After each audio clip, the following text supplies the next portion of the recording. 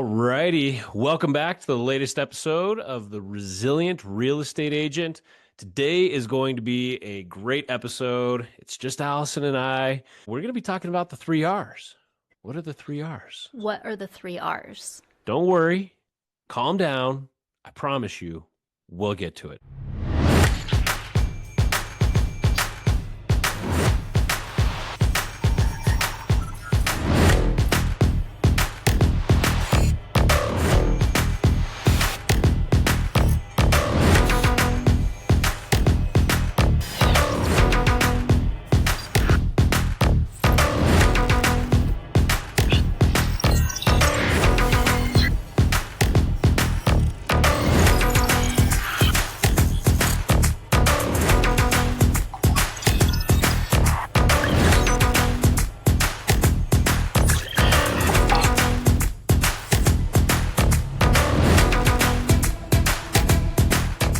But first, I got to share a story about my daughter, and I swear this is relevant. Pretty sure it's relevant. The other day we were at a volleyball tournament, and for those of you that have not had the joy of having a 12-year-old in a volleyball tournament, like a national volleyball tournament, woo-wee, they are a doozy. We won't get into all that. When I start my next podcast about youth sports, we'll talk about that one. But at the end of the tournament, I had a little conversation with my daughter as we're walking out to the car, and she didn't get quite as much playing time as I thought she deserved, which I'm sure no dad has ever felt that before. But anyway, so I asked her. I said, "Listen, we can work on some stuff to help you get better in these particular areas." I said, "But how bad do you really want this? Like, how bad do you actually want to?" be one of the top players on the team. And she's like, well, I want it bad. And I was like, okay, great. We can work with that. So the whole point of this is that, and actually conversely, if we look at my son with his basketball, he would kind of say, yeah, I want it, but I could always tell that he never really wanted it that bad. And so we always just kind of stayed as like a bubble boy. And love him, but he wasn't committed to doing what was required to really excel at basketball compared to his peers at a very competitive school. And it is what it is. And we'll see if my daughter decides that she is actually committed. I think she is. But the point being here is the success in anything we do, whether it's youth sports or a relationship or our business and real estate, it always hinges on how bad we actually want it. How bad do you want the thing that you're saying that you want? What is it that you say you want? Do you want more money? Do you want more deals? Do you want more time? Do you want more freedom? Do you want more flexibility? What is it? What is it that you want? And how committed are you to that? And the reason that we're asking that question today is because we're going to go into the three R's. Because if you want to achieve those things in your life, in any facet of your life, and we're going to put it in the context of real estate here, but if you want to create what you want in real estate, I believe that the three R's is what is required to do that. My experience being a middle school science teacher and running my own business and beating my head against a wall and looking at professionals that are kicking butt and growing a team and working with people who really succeed and people who kind of fizzle out. When I ask myself, what are the common components of the most successful people in this industry? It's the three R's. Can't wait to hear about it. But wait. Oh my God. Before we get You're into killing that, me. Is anybody else feeling like this? Before we do that, I just like to always, suggest, gently nudge, remind, hopefully ponder. If you would be so kind as to subscribe to our channel, write us some comments, let us know what you like, let us know what's resonating. If this is helping you grow your business, please tell us. And if you think we are completely full of crap, go to a different channel. You don't have to watch, but let us know that we're trying to grow the channel, and we can only do that if we are providing content that people will like and want to watch, and so we need to know what we can do to make this better. So thank you so much in advance. Once again, I think the three focal points that are really important to be successful in real estate is, number one, the first R is resourcefulness. What is resourcefulness? Well, we'll get into it a little bit more, but resourcefulness is really just about utilizing and leveraging the resources that you have at your fingertips before going out and looking for help elsewhere, right? It's about looking to find the solution yourself before asking somebody else to come fix the problem for you. That's resourcefulness. The second one, resiliency. This podcast is called The Resilient Real Estate Agent. We are talking all about resiliency. We're interviewing people who are demonstrating resiliency. We're doing live coaching sessions where we are helping people develop resiliency. So what is resiliency? Well, it's a very complicated concept, as we've discovered as we go through this channel. But resiliency is really about staying power. Like, how do you stick through a tough market? Like, real estate's been tough the last few years. How are you going to stick through it? That's resiliency. And so we'll touch on that a little bit. And so if you're resilient and you're resourceful, you're already way ahead of the game because you're going to find solutions. Absolutely. You're going to weather the storm, all those kinds of things. And then there's one more, the biggie, responsibility, the big R. This is the tough one, right? Personal responsibility. So here's the funny thing about responsibility. I'm just trying to think of how I want to put this. What I believe is, until we take full responsibility for where we are in our life, 100%, I am 100% fully responsible for where I'm at in my life right now. Until we take full responsibility for that, it is impossible for us to create the life that we really want. Now, are there other people who have influenced where we are? Are there things outside of us that have helped put us where we are? Yes. But guess where you are? Right here, right now, with the results you have. So once we admit that we are responsible for being where we're at, regardless of all the things that have happened to us, once we admit that, we have full control over where we go next because we're no longer a victim. And I think too that, like, as you're talking, responsibility in that it's about picking ourselves up from where we are at. Like, maybe things have happened to us. Like, it's so easy to point the finger, but being able to point it back at ourselves and take responsibility to pick ourselves up into a new direction, I think is also something to note here, and probably a part of responsibility. Well, I believe that you're one of two things. You're either a victim or you're responsible. In this context, you can't be responsible and a victim. I guess you could kind of, but I'm talking internally. You either see yourself as like, hey, I can work through this. I'm resilient. I'm going to take full responsibility, and I'm going to figure out how I'm going to move forward from, somebody T-boned me in the intersection, right? Like, that didn't actually happen to me, but let's say it did. Well, I didn't T-bone myself, but am I still responsible for where I'm at when I have to do my recovery? Absolutely. Because you can't wish your way through, recovery. You have to be responsible for your recovery. You have to be responsible for the choices you make after that shitty situation happens to you. And so responsibility is really about taking the power from the people who have wronged us and putting it back in our hands. Because when we're a victim, when it's the politician's fault, when it's my parents' fault, when it's, the guy who T-boned me, it's his fault. Well, guess what? They own you. 100%. So it's about taking back power. And that gives you the staying power. By taking your power back, you have the ability to push through or move forward, and the staying power of, like, let's say that you have a really difficult deal in real estate and you just want to point the finger at everybody and you kind of want to shut down and, like, well, I'm going to quit after this. And so I'm not really taking responsibility. I'm pointing the fingers and I'm also, like, shutting down. And so to be able to take responsibility, I mean, responsibility is it's a really heavy one, and it is difficult, and it is not easy sometimes to take that responsibility. It's a very heavy load.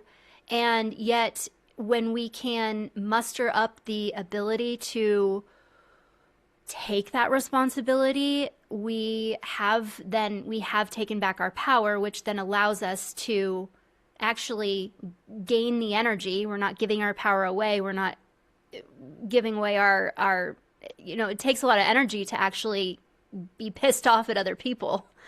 Right. And so by taking that back, we have more staying power, which is what you were mentioning earlier, which I think is like something that is something that I want to talk about more in other episodes around resiliency, because staying power Yeah. is a whole part of resiliency. Yeah, and when we talk about responsibility, it's about choice. Like you've probably heard somebody say it's about your ability to respond. Responsibility is your ability to respond. And when we're in the blame game, we only have one response. And it's anger, it's hatred, it's them. They have the choice, they have the decision, they have the power, it's their fault. So therefore, what have I done to my opportunity for choice? I've completely given it away. And how do I know this? And how does, Allison brings up the example of like wanting to quit real estate when a tough deal happens and all that kind of stuff. She's seen me go through this stuff specifically in real estate, doing Spoiler that. alert. Spoiler alert. Right. Going through that deal where the seller was sabotaging showings, fixing flipping houses and running into one problem after another and losing money on deals. And I mean, I've been through all of these things. What I have discovered is that whenever I'm blaming other people, I am giving them all of my power. I have to, if I want to be resilient, if I want to stick through this and have staying power, I have got to take back my power and take back my opportunity for choice. And here's the ironic part about responsibility is that it's in the fire that we are forged. Ooh, that's Yes, good. I like that. you've been wronged. Mm-hmm. High five. So have I. So has Allison. So is everybody else on the face of the planet. Somebody treated you shitty. Somebody did something they shouldn't have done. Something happened to you that was out of your control that shouldn't have happened. I get it. I get it. The question is, what are you going to do about it? Because here you are right now. What do you want to create for yourself? What do you want your business to look like? What do you want your relationships to look like? So soon as you take responsibility for where you are right now, and by the way, and you can speak to this a little bit too, Allison, especially with your psychology background, is this does not mean that you are condoning the behavior of these other people. Yes. You can still was effed up and I refuse to be in the same room with you if you want, right? That's okay. It's just internally, I'm not going to let you keep me in prison anymore. I'm taking back my power and I'm moving forward. I'm choosing to move forward in spite of that garbage thing that you did to me. You don't own me anymore. So it's about releasing the tie to that person, but not like saying, "Oh, all is well." That's not what I'm trying to say here. Mm-hmm. Yeah. And what's coming up for me as you're talking is also there's the other side of the coin, which is maybe you did something wrong. Maybe it's not the other person, but it's you. And so to take responsibility around that piece as well, and something in you, because I'm thinking also about when we get into a place where we actually become kind of a martyr and we need to take responsibility, like not imploding on ourselves. Well, and actually asking the question, what's my role here? Exactly. Yeah. Exactly. So let's just kind of backtrack this. Somebody did something to us when we were younger. Our dad treated us poorly, hit us a lot, is an alcoholic, whatever, right? And so then we decide that that's part of our identity as we move through life. And so we always tell everybody, well, the reason that I act like that is because my dad was an alcoholic and he treated me poorly. Well, the reason that I'm over here is because my dad did this. Well, the reason that I'm over here and doing this is because my dad did this. And at some point, we have to look at our journey and go, yeah, but your dad wasn't the one that forced you to make that decision over there.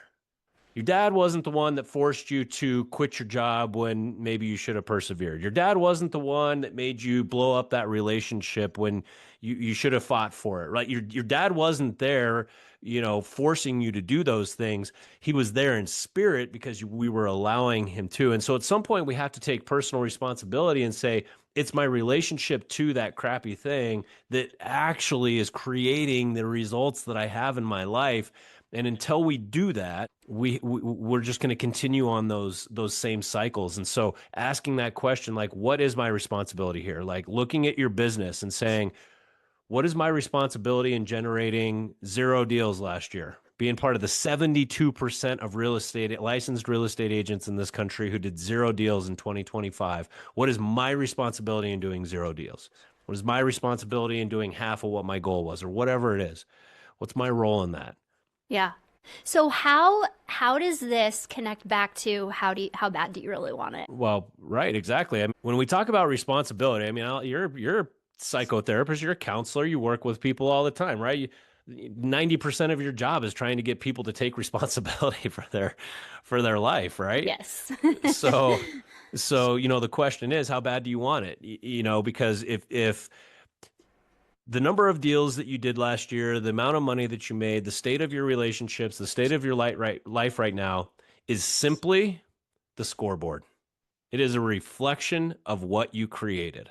Mm-hmm. And it's really, really, really hard to swallow that pill. And most people will not swallow, all people will not swallow that pill until they have to, until their back is up against the wall and they have a diehard reason. They know why they're willing to swallow that pill of responsibility. So the question is, how ready are you to swallow that pill? How ready? There really needs to be a commitment. You got to have the commitment. I mean, I will just kind of be transparent here. Like when I have to be responsible around something that is internal that I don't really like, I have to go, there's a little bit of a fight going on inside. And I kind of have to have a little bit of a conversation around the commitment piece. And it really does go back to how bad do I want it? Like what's so important about this relationship or this transaction or this client? Like what's motivating me? And really committing to that and then sticking with it. Because if we don't have that commitment, like you were talking about earlier in the podcast, it's really difficult to stay strong on the path of responsibility. Right.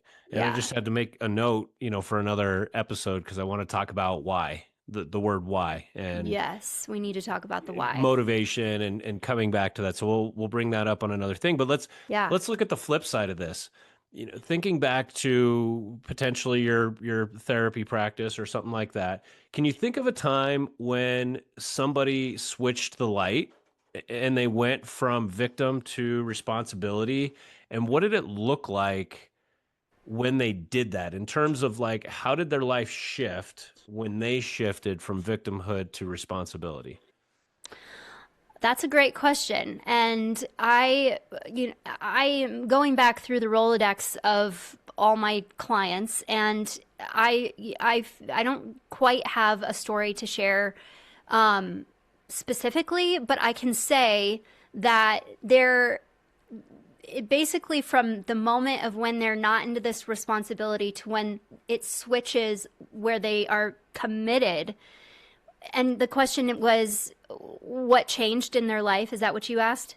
Yeah, like how does their life change? How might someone expect their life to change? What's the upside to going from victim to responsible? Okay. So it's as if there's this like energy shift where they become more engaged with life. Like they have this ability to I would say like engaged, like they're leaning in and they are willing to take things on more. And what's interesting about this that I've seen with people is that it's almost like a little bit of a paradox, because when they're resisting so much, all of their problems are just in their face, and it's really difficult. And You then can't when see they through the storm. can't see through the storm, and when they switch into a place of like responsibility, there's this like it's not that the problems don't go away, but there's an engagement with it, and there's more flow. There's more openness to problems actually are still really big, but they're starting to find outcomes and solutions to their problems. They get connected maybe with people that can help them. And so it's like they feel like they're drowning when they're not taking responsibility, and then they're swimming to a certain degree when they are taking responsibility. Yeah, it's there's a saying in PSI seminars, so what, now what? And what it's really saying is it's about becoming solution oriented. And I can't remember the exact saying, but one of my mentors says this thing that's basically like, I don't know, I can't remember what it is, but it's basically like a saying that just says, I am a problem solving machine, and he just constantly looks at it. So when problems come up, his mentality is, I can solve this problem. I'm going to solve this problem. That's a place of responsibility. So when we relate this to real estate, it goes from a victim mindset to a problem solver mindset.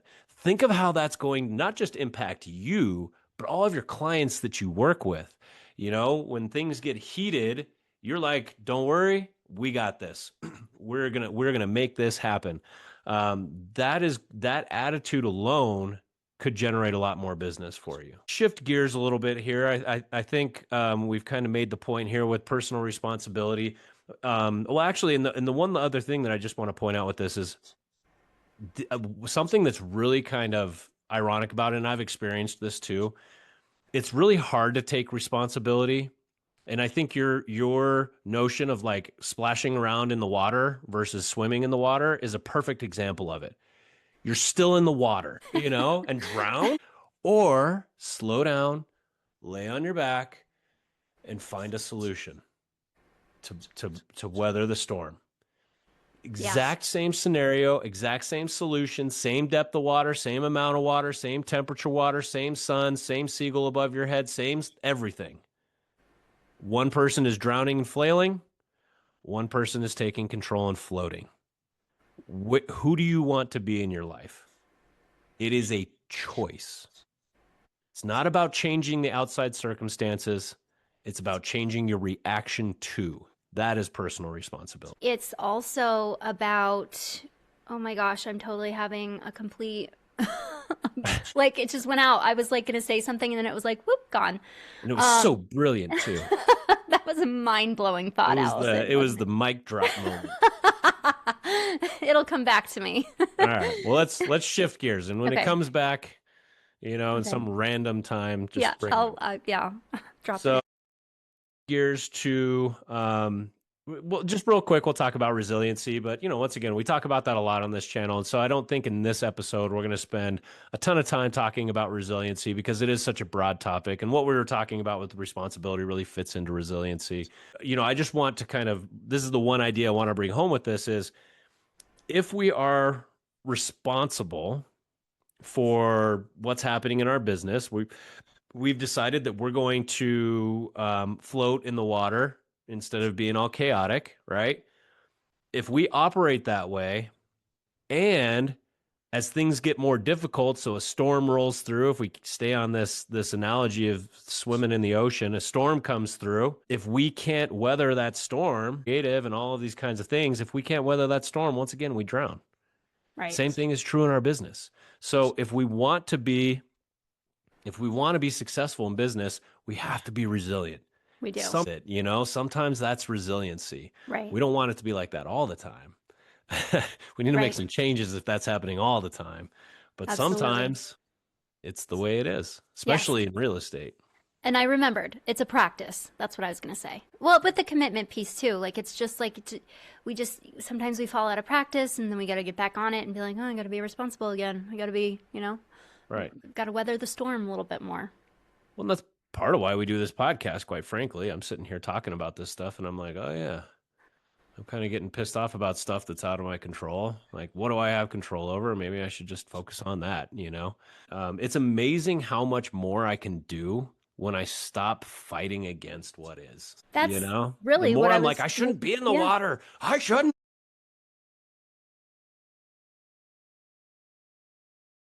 And I Yes. have to constantly tell myself, like, you know, I might even put that as a quote on my wall over here. I don't have that one up there. I can't wait to Shut say up and that to swim. you. Oh, great. Look at what you started.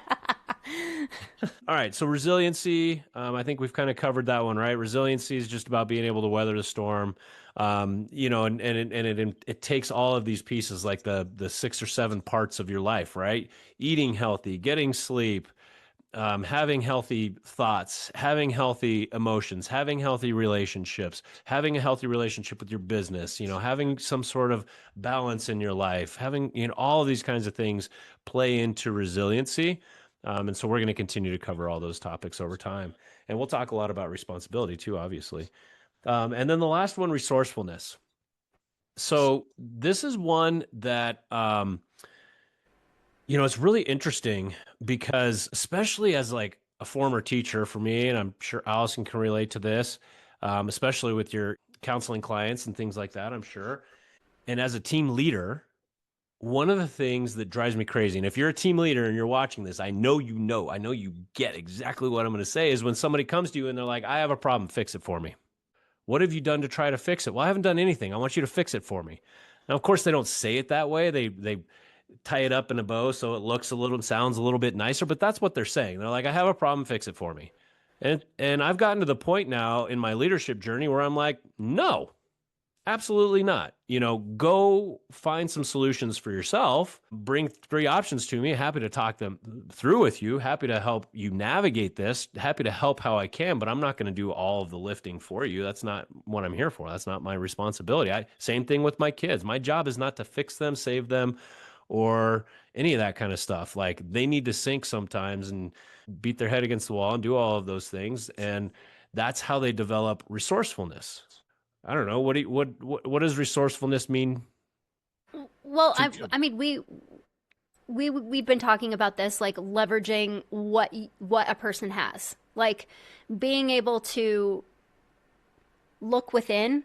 I think we're such an outward focused society right now. Like, it's just all about, like, you know, we look at all of our stuff on Instagram and YouTube. Like, here you are on YouTube, probably, you know, you're listening to this or you're watching it, and it's like you are going outside of yourself to look for something else. And so resourcefulness really is about taking a pause and like looking at what do you have in front of you, what sort of skills do you have, or what sorts of things, what sort of options are there for you.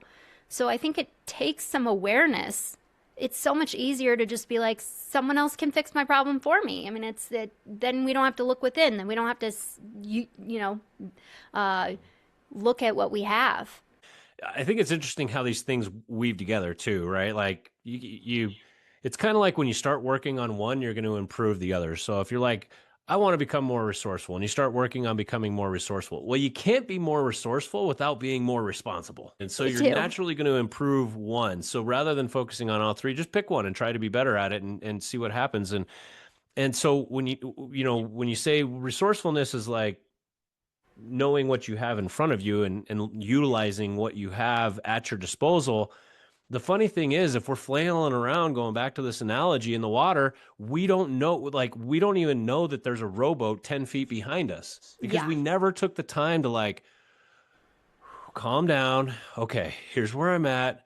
So what? Now what am I going to do about it? Okay, let's look around and say, oh, there's a rowboat, right? Like, when we slow down and we take responsibility and we're looking for solutions, we find solutions. And so when we talk about resourcefulness, a lot of times there's resources all around us. And I do the same thing. We all do it. Mm-hmm. We know that there's somebody over there that can answer our question for us. And so we just kind of go that direction, not even really thinking about the fact that the solutions are already right in front of us. And so Yes.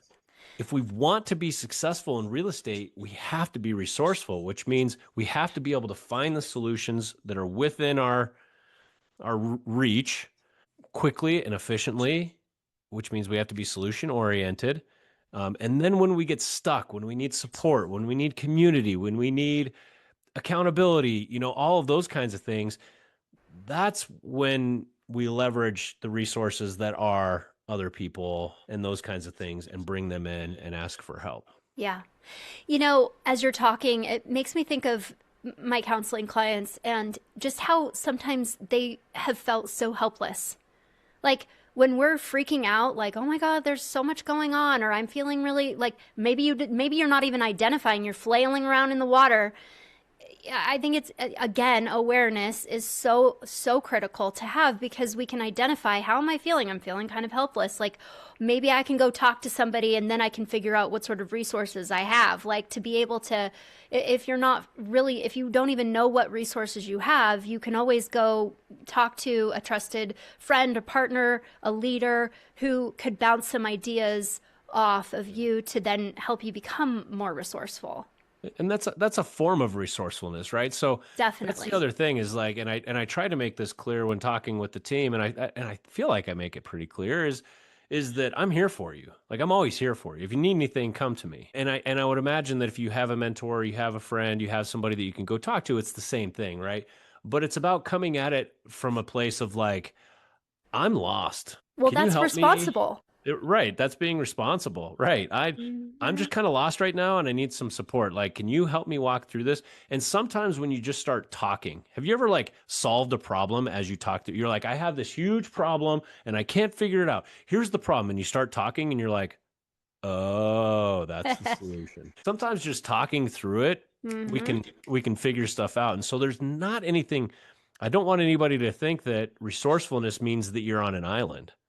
Resourcefulness means sometimes the resource that you need is another person. Sometimes you need help. Sometimes you need coaching. Sometimes you need advice. Sometimes you need somebody to bounce ideas off of. That's being resourceful. It's just when you depend on those things and you're not self-sufficient, like that person goes away and you're screwed, that's when it's a problem, right? Resourcefulness is about being able to stand on your own 2 feet. It's about being lost in the woods and being like, that's okay. I know how to make a fire. Like if I had my buddy here, I would have him help me. But since nobody's here, I can still do it myself, right? That's resourcefulness. And that's what's required to be successful in real estate, because you're not always going to have somebody there. A lot of times you are in the forest by yourself and you have to make a fire in order to be successful. So did you have something you want to say? I was about to wrap up. So Yes, let's wrap up, because I will say my final thought in just a minute. Oh, perfect. Another mic drop. So I just want to encourage you, if you are listening to this, and yeah, we were just talking about resourcefulness. We were talking about reaching out to people to help. Sometimes just bouncing ideas off of somebody can be really helpful. So somewhere down below this video, there is a link for a Calendly link that you can click on, and you can schedule a call with Allison and I. You can put in the notes if you want to talk to her or me or both of us together, whatever you want to do. Schedule a call. Let's chat. Let's talk. Like, what are the challenges that you're facing? Like, we want to help you be successful, because the more people that we help build success in their life and in their business, the more successful we become. It's a symbiotic relationship. And so we're here to help you. We're here as a resource. So if you're struggling a little bit and you're like, yeah, I do want to bounce some ideas off of you guys. Not that we have all the answers, but we have some of them. So just reach out. You can either reach out to us directly or just schedule a call directly right there on that Calendly link. And of course, don't forget to subscribe. Ding! Cool. So we got all that out of the way. Let's wrap it up, Al. I was actually thinking, as you were talking about the building a fire in the forest, this goes back into the psychology piece, but when we are talking about someone who is in an active, they're feeling very triggered, let's say, they've had, I'm not talking about like major trauma, but let's just say that like your boss yelled at you. Or so you got triggered somehow in a kind of a minor way. As counselors, we use something called resourcing. So it's interesting that we're talking about resourcefulness, and resourcing is where when we're feeling triggered, we actually just look around the room. So right now I'm in a room and I can see a Broncos 58 Miller jersey. I'm probably botching this, guys, but Von Miller.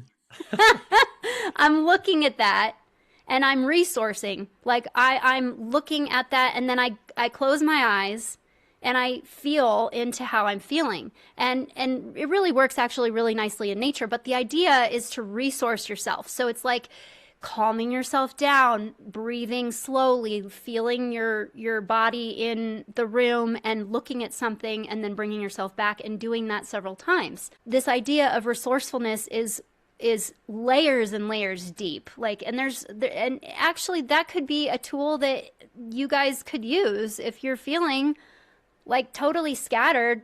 That is resourcefulness by resourcing yourself. So that's my tip for the day. It's a great tip for the day. Thanks. I haven't heard that term before, resourcing. I've heard the strategy of like, focus small, just focus on something to get your mind off of like the bigger picture, but I didn't know that it was called resourcing. Yeah, there you go. I just want to put a bow on this with just by kind of driving this point home. Just think about it for a second. If somebody is resourceful, so they are willing and able to stand on their own 2 feet. Not that they have to be alone all the time or a lone wolf, but they know how to stand on their own 2 feet when the going gets tough. They'll find a solution. So they're resourceful, they're responsible, which means they are once again solution oriented. I am where I am now. What am I going to do about it? I play a role in my life because I am the only common denominator in everything that has ever happened in my life. So I obviously have some level of accountability. So if I am resourceful and I can stand on my own 2 feet, I'm responsible, which means I have my power of choice, and I'm solution oriented, and I'm resilient, meaning I can just take a couple licks. There's one thing that always, I don't know if anybody else thinks about this, but if I got punched in the face by a professional boxer, even if I was like amped up and ready to go, like one hit anywhere in this region, I'm done. I'm done. There's no freaking way I'm going to take a second one.